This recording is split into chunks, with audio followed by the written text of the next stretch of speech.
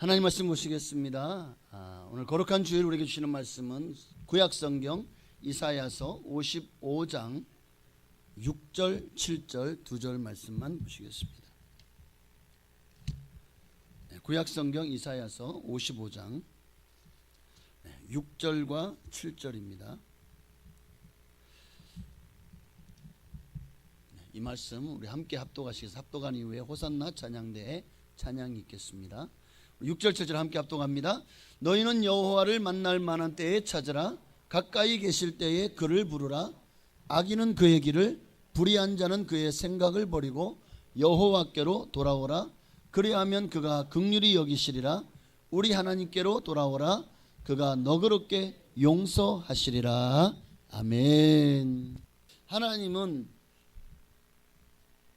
때를 정하시고 그리고 그 때를 주관하십니다. 그러니까 우리에게 오는 기회가 이게 누가 그 기회를 주시는 거냐라는 것을 생각합니다. 내 인생을 살다 보니까 어쩌다가 우연히 운명처럼이 아니라 성경은 하나님께서 우리에게 주시는 거다. 그 때를 주시는 분도 그리고 그 기회를 주시는 분도 하나님이시라고 말씀하고 있어요. 전도서 3장 1절 이하를 보니까 범사에 기한이 있고 천하만사가 다 때가 있다. 날 때가 있고 죽을 때가 있고 심을 때가 있고 또 심은 것을 뽑을 때가 있고 죽을 때가 있고 치료할 때가 있고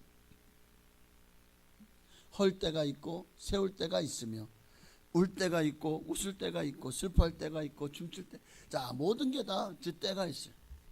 장례식장 그러니까 울어야 되는 곳에 가가지고 그냥 혼자서 웃고 있어. 이거는 때가 안 맞는 거죠. 딱 쫓겨나기 십상입니다. 그런데 웃어야 되는데 가가지고 그냥 막 대성통곡하고 울고 있어. 모두가 다 상 받아가지고 기뻐가지고 축하한다고 가는데 하고 울고 있어 봐. 이게 얼마나 기가 막힙니까? 그러니까 울 때가 있고 웃을 때가 있고 슬퍼할 때가 있고 춤출 때가 있고 초상집에 가가지고 막 춤추고 있어요. 그러면 안 되죠. 사랑할 때가 있고 미워할 때가 있고 전쟁할 때가 있고 평화할 때가 있느니라. 그런데 이 모든 때를 주관하시는 분이 하나님이시다라는 것을. 범사에 기한이 있다. 기한이 있다. 이 말은 하나님이 그 기한을 정하신다라는 것입니다. 우리가 때라고 하면 때는 어떤 시간상의 어떤 순간이나 부분이라고 국어사전에 나오더라고요. 그러니까 보통은 때라고 하면 물리적인 시간 개념으로 사람들은 많이 이해하죠. 그래서 어떤 때, 자, 뭐 D-Day라고 할 수도 있죠. 이제 앞으로 수능이 얼마 남았습니까? 지금 수능을 보려고 하는 고3들에게는 그 수능이 그들에게 D-Day죠. 그들의 운명을 가르는, 뭐 그들에게 있어서는 그동안 지금까지 공부한 모든 것을 이제 다 쏟아부는, 그래서 내가 한 모든 것들을 이제 평가받고 점검받고 그리고 미래를 펼칠 수 있는 날이죠. 그래서 D-Day. 그런 걸 때라고 합니다. 그런 거를. 또 어떤 이들은 사귄 지 뭐 100일이 됐다. 또 1000일이 됐다. 그럼 D-Day를 하죠. 이제 앞으로 100일 되려면 D-Day 10, 뭐 1000일 되려면 D-Day 100. 뭐 이러면서 굉장히 그날을 고대하고, 어차피 그날도 그날인데 참 우리는 그 날짜에다가 굉장한 어떤 의미를 두죠. 결혼 기념일, 생일 뭐 등등 우리는 어떤 시간적인 물리적인 시간 개념으로 우리는 이 때를 이해하고 또 그렇게 정해진 시간상의 어떤 순간이나 부분을 그렇게 기다립니다. 자, 성경도 사람들의 이렇게 시간적인 물리적인 시간 개념으로 성경을 이해하고 풀려고 하는 일들이 많았습니다. 그러다 보니까 성경을 잘못 해석하고 잘못 풀어서 결국 2단 3단으로 빠지는 경우가 참 많죠. 어떤 경우 시간을 잘못 해석하죠? 7년 환란의 때가 언제 오냐? 예수님이 언제 재림하실 것이냐? 그래서 뭐 다니엘이 뭐 7일회가 지나고 또 한때 두 때가 지나고 반때가 지나고 뭐 요한계시록에 있는 또 몇 날을 계수해봐라 뭐 이런 수많은 그 시간들을 계산해 보니까 이때다 해가지고 이날 주님이 재림하십니다. 이거를 시한부 종말론이라 그래요. 그래가지고 지금까지 수많은 사람들이 언제 주님이 오신다 그래가지고 난리 버거지를 피웠지만 아직 주님은 오시지 않으셨네. 그러니까 시간적인 개념이 아니라는 거예요. 주님이 재림 이후에 천년왕국이 임합니다.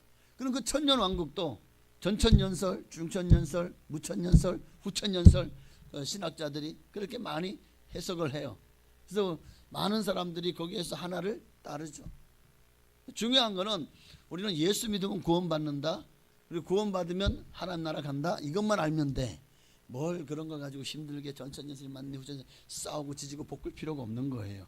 뭐 예정론이 맞니 만인 구원설이 맞니, 아니 그것도 다 하나님의 주권 아래 있는 거예요.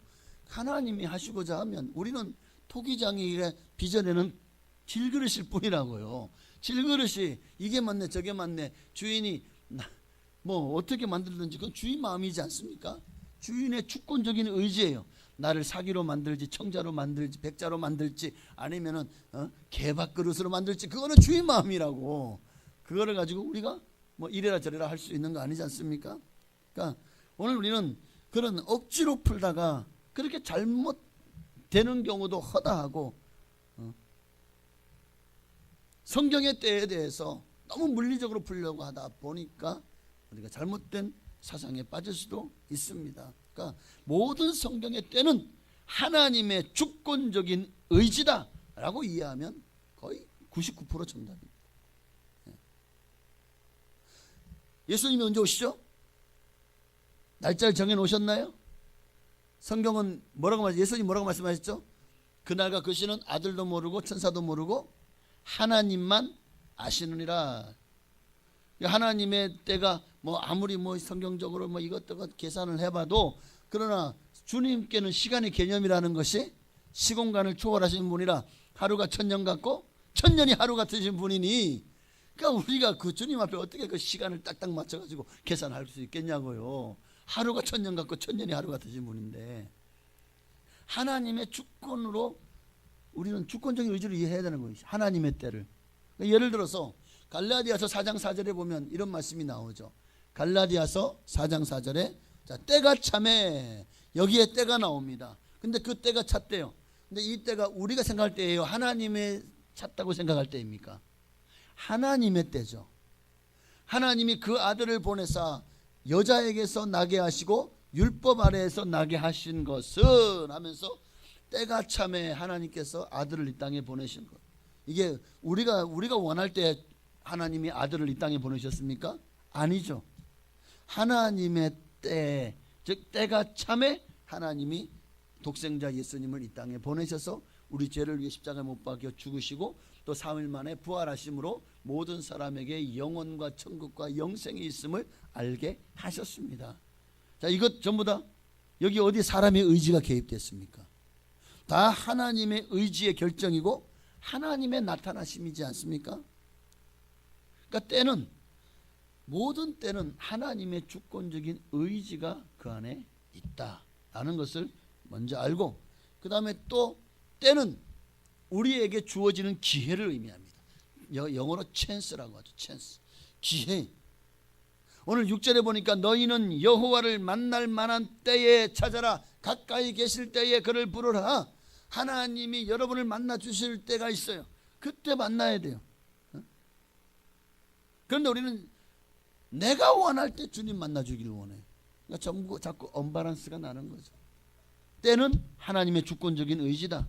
그러므로 하나님 우리를 만나 주실 때 우리는 그때 주님을 찾아야 되는 거예요. 그러니까 항상 우리가 왜 성령에 민감해야 됩니까?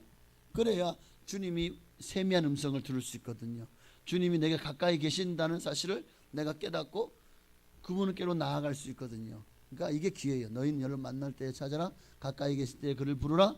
하나님 내게 주시는 찬스, 이 기회를 붙잡아라, 그런 말씀이죠. 에베소서 5장 15절 이하에도 보니까 그런즉 너희가 어떻게 행할지를 자세히 주의하여 지혜 없는 자 같이 하지 말고 오직 지혜 있는 자 같이 하여 세월을 아껴라. 때가 악하니라. 여기 세월을 아끼라는 말은 돈을 값을 주고서라도 그 시간을 사라는 거예요. 그 기회를 붙잡으라는 거예요. 왜요? 때가 악하기 때문에. 공중에서 자고 있는 마귀가 끊임없이 우리를 멸망으로 이끌기 때문에. 그러므로 17절에 어리석은 자가 되지 말고 오직 주의 뜻이 무엇인가 이해하라. 내 뜻이 무엇인가 아무리 이해해도 소용없어. 모든 때는 하나님께서 주권적으로 하나님이 역사하십니다. 그러므로 우리는 주의 뜻이 무엇인지를 이해하고 주님의 때, 주님이 나를 부르실 때 그때 내가 그 자리에 있어야 됩니다. 주님이 내게 이 일을 맡기실 때 내가 하겠습니다 하고 주여 나를 사용하여 달라고 우리가 기도하고 행해야 됩니다. 근데 우리가 이때를 놓쳐버리면 그 영광은 다른 사람에게 다 하나님. 어차피 누군가 일을 해야 돼요. 내가 안 해? 내게 맡기셨는데 내가 안 해? 그러면 다른 사람에게 맡기겠죠. 그 상급과 면류관도 딱 그 사람에게. 나는 결국 아무런 결국 내게 주어진 시간을 허송세월할 수밖에 없게 되지 않겠습니까? 그러니 어리석은 자가 되지 말고 주님의 때를 우리가 분별할 줄 아는 지혜가 있어야 될 줄 믿습니다. 또한 때라는 것은 특정한 목적을 이루는 그 시간을 의미합니다. 특정한 목적을 이루는. 자, 하나님께 있어서 특정한 목적이 있다면 베드로를 불러서 유대인의 사도로, 사도 바울을 불러서 이방인의 사도로 세운 것 등등. 예수 12제자를 택하신 것도 특정한 목적을 이루기 위해서 그들을 세운 거겠죠. 구약시대에 수많은 선지자를 세운 것도 그 때에 합당하게 엘리야를 세운 것도, 또 엘리사를 세운 것도, 다니엘을 세운 것도, 또 12 소선지자를 세운 것도 다 하나님의 특정한 목적을 이루기 위해서 하나님이 때가 되매 그 사람을 부르셨고 그 사람을 사용하신 거죠. 자, 그런 때 이런 것을 우리가 특별 계시 또는 우리에게 보편적인 때가 아니라 특별하게 여러분 그들을 사용하셨던 것처럼 하나님이 여러분도 만나주시고 그렇게 특별하게 여러분을 부르시고 여러분에게 직분을 주시고 사명을 주시고 사용하실 때가 있습니다. 오늘 그때를 이들은 붙잡았습니다. 여러분은 어떻게 하시겠습니까? 여러분은 다 놓쳐버리시겠습니까? 다 흐르는 강에 띄워버리시겠습니까? 한번 지나간 기차와 버스는 돌아오지 않는데요. 네. 다시 때를 기다려야지만 그때가 언제인지 우리는 모릅니다. 자, 그런 개인적인 특별한 때가 있는가 하면 보편적인 또 특정한 하나님 특정 목적을 이루기 위한 보편적인 특별한 때가 있어요. 그때를 성경은 심판의 때라고 말합니다. 선지자들은 수많은 예언 속에서 그날 the day 또는 주의 날 the Lord's day라고 말하고 있어요. 주의 날이 임할 것이다. 그날이 우리에게 다가올 것이다. 그러면 그때가 어느 날이냐? 하나님의 심판의 날이다. 또는 하나님의 구원의 날이다 라는 것을, 심판은 믿는 자들에게는 구원의 심판이고 믿지 않는 자들에게는 형벌의 심판이겠죠. 그러니까 심판의 날이라고 해서 우리가 두려워할 필요가 없어요. 왜? 우리는 다 예수 믿고 구원 받았잖아요. 하나님의 자녀들은 심판의 날이 축제입니다. 페스티벌, 하늘나라 축제가 되는 것입니다. 그러나 주를 믿지 않고 하나님을 대적했던 모든 자들에게는 그날이 정말 심판의 날, 두렵고 무섭고 떨리는 날이 되어지지 않겠습니까? 자, 그러니까 그날에 대해서, 그날이 정말 심판의 날이고 주의 때가 어떤 날인지에 대해서 하나님이 특정한 목적을 그날 또는 주의 날이라고 하셨는데, 이사야 2장 11절에 보니까요, 그날에 특정한 하나님의 목적의 날에 눈이 높은 자가 낮아지고 교만한 자가 굴복되고 여호와께서 홀로 높임을 받으시리라. 하나님께서 하나님의 날에 바로 이와 같이 모든 교만한 자를 꺾으시고 하나님이 높임을 받는, 영광을 받으시는 날이 올 거라는 거죠. 예레미야 30장 7절에도 보니까요, 예레미야, 슬프다 그날이요, 정말 슬픈 날이 온다는 거예요.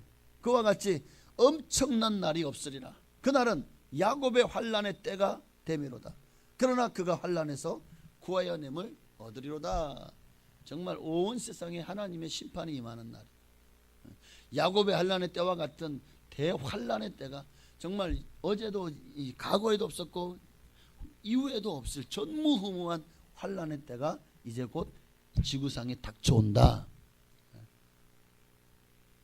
물론 예레미야서에는 이것은 이스라엘의 유대의 멸망의 날을 상징하기도 하지만 더 크게는 온 인류를 심판하실 날도 상징하기도 하는 것입니다. 33장 15절에도 보니까 그날 그때에 내가 다윗에게서 한 공의로운 가지와 나게 하리니 그가 이 땅에 정의와 공의를 실행할 것이라. 자, 여기서 말하는 이 특정한 목적을 가진 그날과 그때는 언제죠? 예수님이 이 땅에 오신 성탄절을 말하죠. 이 땅에 정의와 공의를 실행할 다윗에게서 한 공의로운 가지가 나게 하신다. 그러니까 주의 날, 그러니까 여기에 때에 속하는 모든 날에는 하나님의 의지 속에 있는 어떤 특별한 계획과 섭리를 의미한다는 사실을 우리는 이제 알 수 있겠죠. 그러니까 하나님의 때, 그날 또는 주의 날 또는 심판의 날, 이 모든 것은 다 모든 때는 하나님이 하고자 하는 목적을 이루기 위한 정한 날을 말하는 거예요. 그렇기에 우리는 분명히 알아야 돼요. 모든 날, 모든 때를 주관하시는 분은 누구시다? 그렇습니다. 오직 하나님이시다.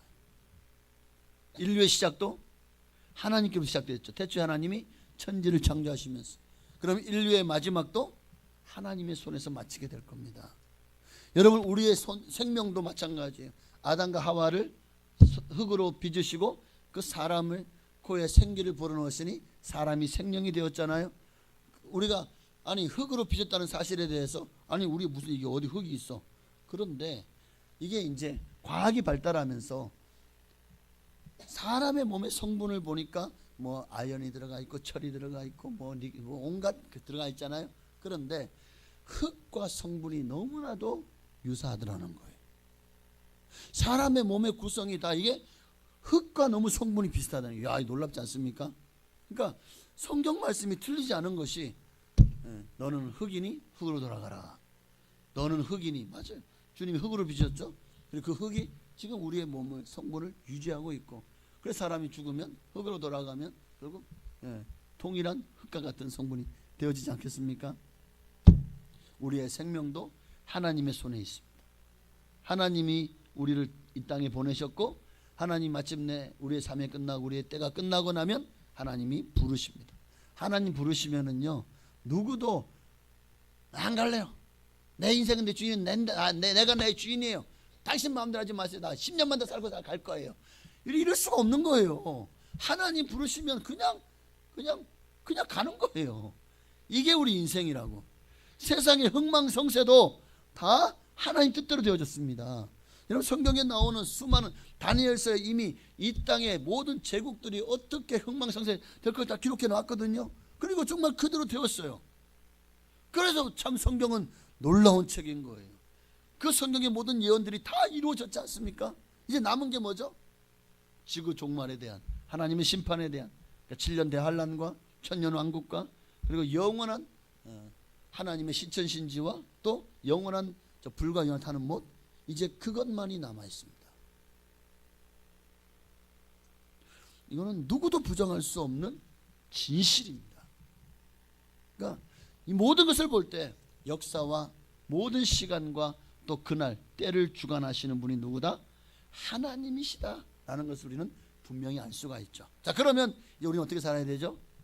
우리는 이 때를 알고 선용해야 되겠죠. 이 때를 알고 선용해야 됩니다. 모든 사람에게 보편적으로 주어지는 시간은 동일하죠. 오늘이라고 하는 하루는 저에게도 여러분에게도 동일하게 주어집니다. 그런데 그 하루의 시간을 어떻게 사느냐에 따라서 어떤 사람은 앞서가기도 하고 어떤 사람은 뒤처지죠. 어떤 사람은 성공하고 어떤 사람은 실패하죠. 누구에게나 주어지는 시간들, 어려서부터 자라면 청년이 되고 청년이 또 이성을 만나서 결혼하고 또 그러다가 또 귀여운 아들 딸을 낳고, 그렇게 인생의 과정 속에서 우리는 모든 사람이 살아가는 보편적인 삶을 살기도 합니다. 또 그렇지 않은 삶을 살기도 하겠지만 어쨌든 모든 사람에게 주어진 시간은 하루는 적어도 하루는 동등합니다. 이러한 기회를 잘 사용하고 관리하는 것은 각자의 책임인 거예요. 자, 그러면 보편적인 우리에게 주시는 때가, 주어지는 기회들이 하루하루는 여러분에게 동일하다면 특별하게 주어지는 기회는 뭘까요? 마태복음 25장에 보면 달란트의 비유가 나오죠. 그 달란트의 비유가 바로 하나님께 특별하게 우리에게 주시는 기회입니다. 어떤 사람에게는 5달란트를, 또 어떤 사람은 2달란트를, 또 어떤 사람은 1달란트를 주죠. 그런데 자, 이 기회를 받은 사람들이 어떻게 합니까? 5달란트, 2달란트 받은 사람은 그 즉시로 가서 장사합니다. 하나님의 주신 기회를 손용하기로 작정하고, 이런 기회가 내게 2번 다시 오지 않을 것이라는 것을 알기에 그들은요, 그 즉시로 가서 내가 내 모든 일을 다 내려놔요. 나를 위해 살지 않아요. 오직 이 5달란트를, 2달란트를 장사해서 이익을 남기기 위해서 최선을 다합니다. 그러나 1달란트 받은 사람은 그 받은 기회를 어떻게 합니까? 땅에 묻어버리죠. 네? 그럼 다른 이들이 나가서 장사하고 있을 때 이 1달란트 받은 사람은 뭐하고 있었을까요? 탱가탱가 놀고 있었을까요? 아이고, 어차피 다 주인 거 될 건데 뭐하러 저렇게 힘들게 고생하나? 아이고, 바보들. 이러고 있었을까요? 그렇지 않아요. 아마 이 1달란트 받은 사람도 매일매일 주어진 자신에게 주어진 시간들, 세월에 아마 최선을 열심히 살아갔을 겁니다. 문제는 뭐냐면 그 시간을 주인을 위해서, 주인이 달란트를 맡기고 시킨 일을 위해 살지 않았을 뿐이죠. 그 1달란트 받은 사람도 인생을 허송세월 하진 않았을 거예요. 열심히 살았습니다. 그런데 그 열심히 자기를 위한 거예요. 5달란트, 2달란트 받은 사람은 주인을 위해서 열심을 내요. 열심히 인생을 살았고, 1달란트 받은 사람은 그 달란트는 땅에 묻어두고 정말 자기를 위해서 자기 인생을 열심히 살았죠. 자, 자기만의 즐거움을 살았습니다. 자기 일에 몰두하며 살았습니다. 문제는 뭐죠? 그렇게 1달러 받은 사람이 살아온 그 모든 세월은 주인과는 아무 상관이 없었다는 거예요. 결국 어떻게 됩니까? 자, 하나님이 만약 내 시간이 내 거고 내 인생이 나의 것이고 내 재능도 내 물질도 내가 가진 모든 것들이 다 내 것이라면, 내 소유라면, 주님이 심판의 날에 내가 너에게 준 것들을 어떻게 사용했냐? 자, 회개해봐라. 너에게 준 시간들을 어떻게 사용했지? 주님이 그날에, 심판의 날에 우리에게 주신 시간을 어떻게 손용했는지, 내게 주신 달란트를 가지고 어떻게 장사하여 이익을 남겼는지를 주님이 우리에게 찾으신다니까요. 내 거면 주님이 찾을 권리가 없지. 그런데 내게 아니 하나님의 거니까 하나님 찾으시는 거 아닙니까? 여러분, 은행에서 여러분이 대출을 받으신 적 있으시죠? 자, 내가 10억을 대출을 받았어요. 10억을 대출을 받았습니다. 내 통장에 10억이 찍혔어요. 내가 거기에서 한 1억을 현금으로 돈다발로 5만 원짜리로 찾았습니다. 내 앞에 있어요. 자, 그럼 내 거니까 내 마음대로 사용할 수 있겠죠. 내가. 여러분, 그 돈다발 우와 신난다고 그걸로 차도 뽑고 그걸로 더 좋은 집으로 이사를 가고, 10억 가지고 되나? 시골이니까 되겠다.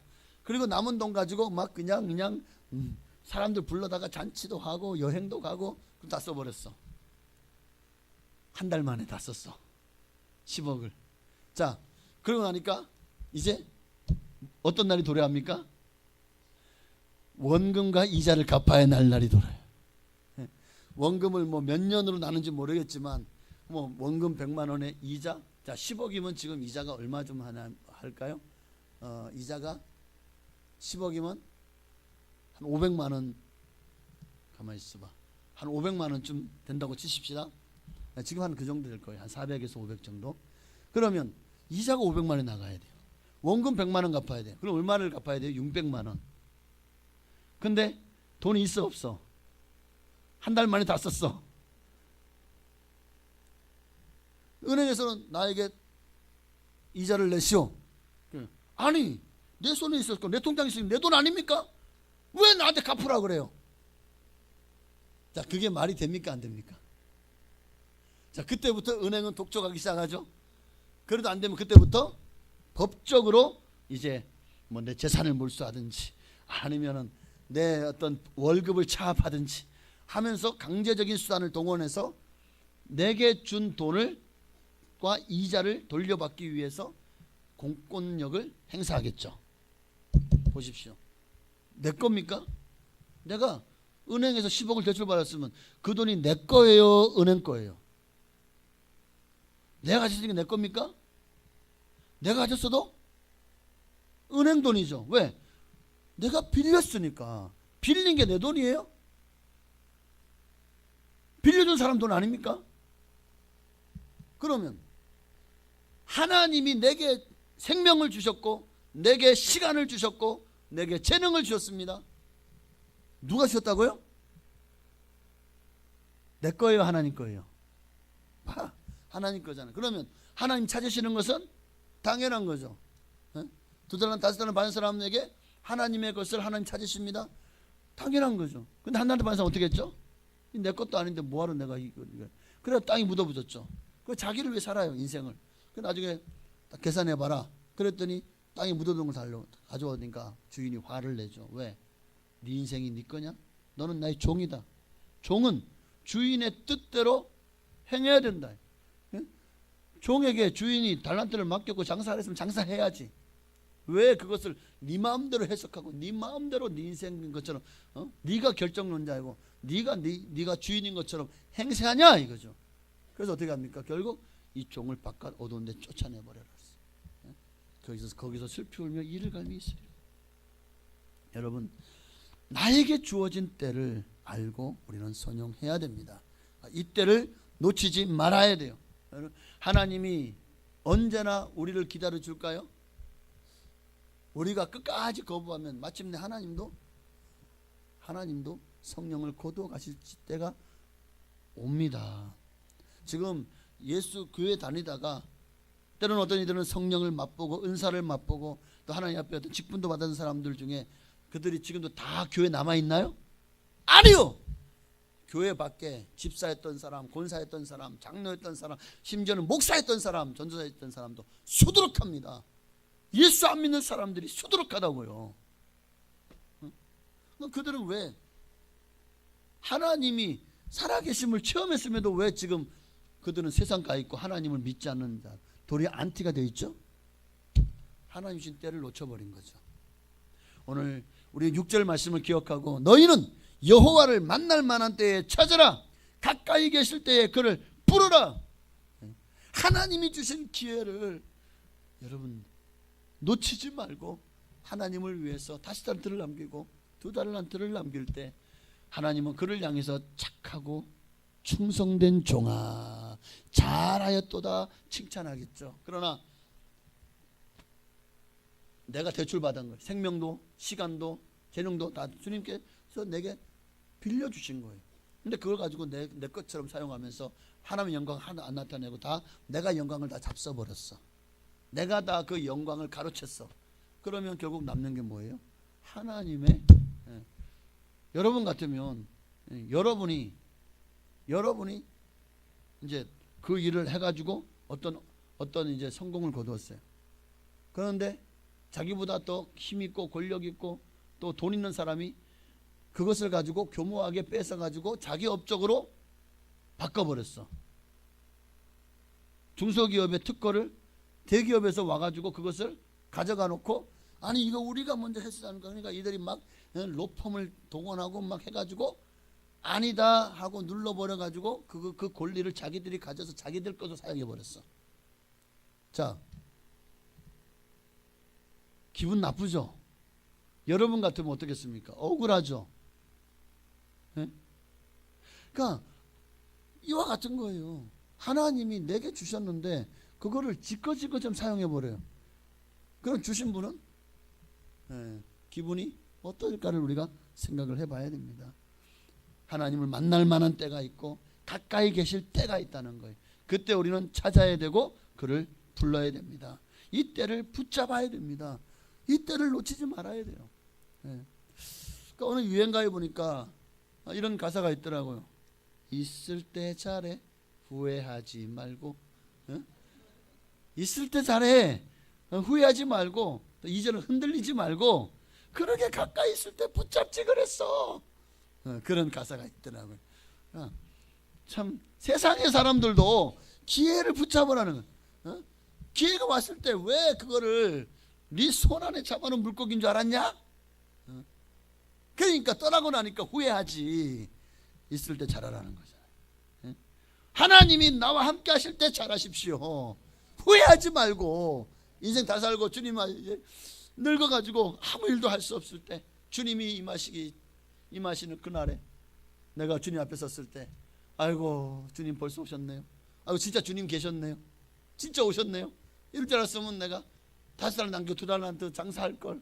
내가 왜 그렇게 사는지 이제 아이고 땅을 치며 후회해도 이미 때는 지나간 후라는 거. 기회를 잡아야 됩니다. 놓치지 말아야 됩니다. 여호와를 만나면 때가 오죠. 가까이 계실 때가 언제냐? 하나님이 언제 우리를 가까이 찾고 우리를 부르시냐 하면 시편 34편 18절에 보니까 여호와는 마음이 상한 자를 가까이 하시고, 하나님 언제 우리 가까이 하신다고? 우리가 마음이 상할 때, 우리가 힘들 때, 외로울 때, 괴로울 때, 속상할 때 하나님 우리를 가까이 하십니다. 그리고 이 마음을 가지고 우리가 주님을 찾아야 되는데, 주님 나 이렇게 힘들어요. 나 살려주세요. 나 도와주세요. 하나님 돌아보니까 내가 잘못했네요. 하나님 용서해 주세요. 충심으로 통회하는 자를 구원하십니다. 또 하나님 만날 때가 언제입니까? 심령이 가난할 때, 영적인 배고픔으로 갈급할 때 하나님이 그때가 하나님 만남 만한 때인 거예요. 그때 우리는 더 갈급하고 갈장하지 않습니까? 사람 마음이요, 정말 솔로몬은 모든 부귀 영화를 다 누렸습니다. 그런데 그가 행복했다는 말이 없어요. 세상에서 큰 사업을 해가지고 어마어마한 돈을 긁어 모았고 일천처첩을 거느려 봤고 또 뭐 그냥 가수원하고 내가 하고 싶은 거 다 해봤어요. 날마다 상에는 진수성찬을 차려서 먹고 대접은 금, 은으로 다 되어 있고 그렇게 살았는데 늙어서 보니까 내가 살아온 모든 것들이 다 헛되고 헛되며 헛되고 헛되니 결국 인생은 죽음을 향해서 달려가고 있더라는 거죠.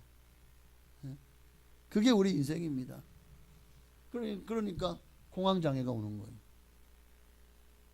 왜 연예인들이나 배우들이나 또는 뭐 가수들이요, 왜 이렇게 공황장애를 많이 앓는지 아십니까?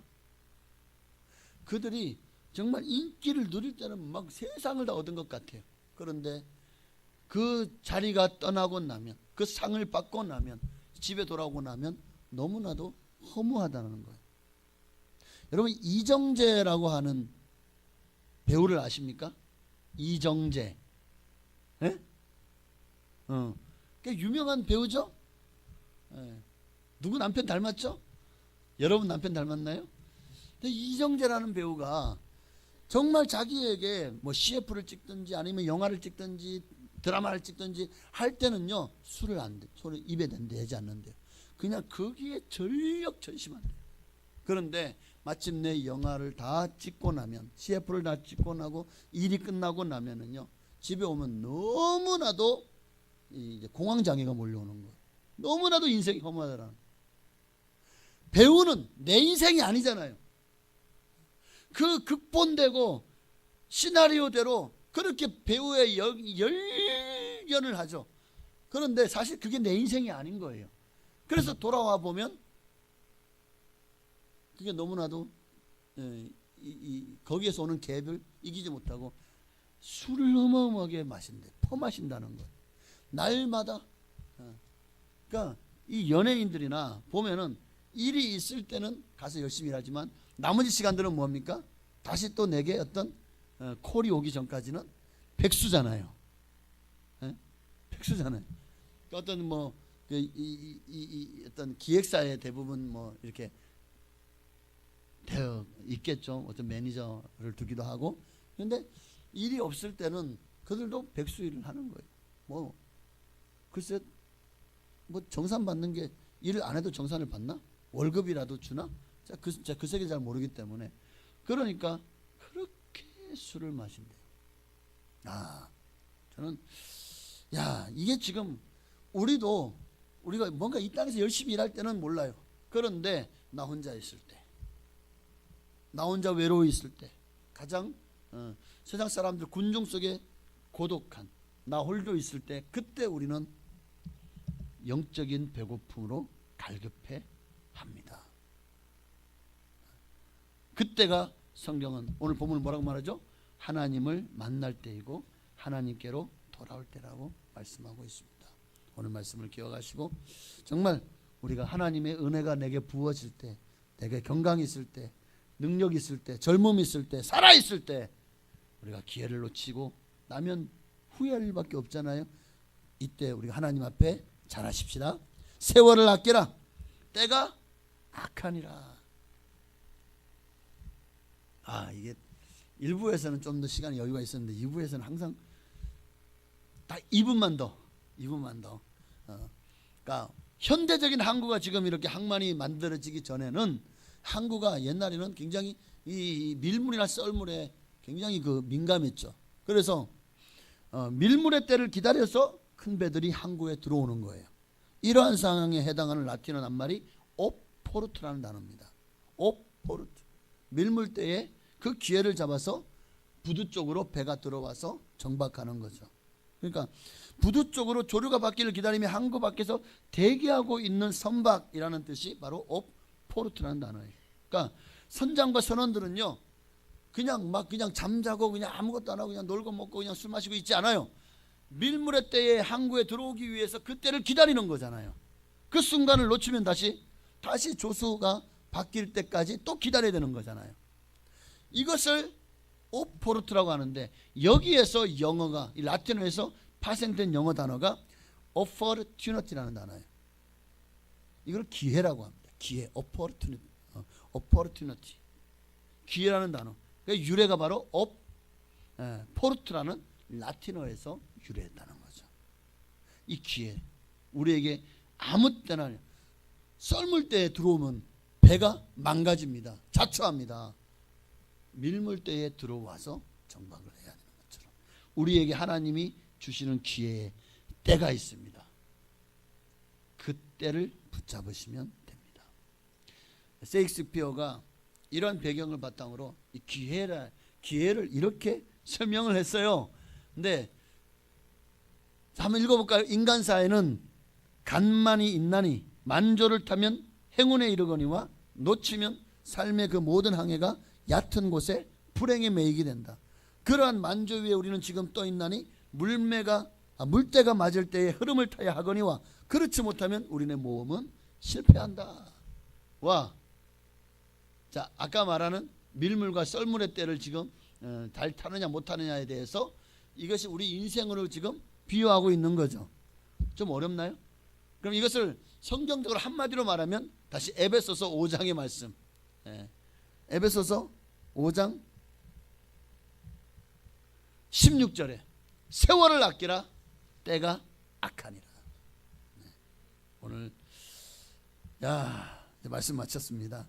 여러분, 하나님이 우리와 함께하고 계실 때, 우리에게 은혜 주실 때, 성령을 부어 주실 때, 우리를 사랑하실 때, 우리를 용서하실 때, 우리에게 은사를 부어 주시고 사명을 주실 때 그때를 놓치지 말고 그 기회를 붙잡아서 하나님 앞에 잘하였도다 착하고 충성된 종아 칭찬받는 여러분 되시기를 주의 이름으로 축원합니다.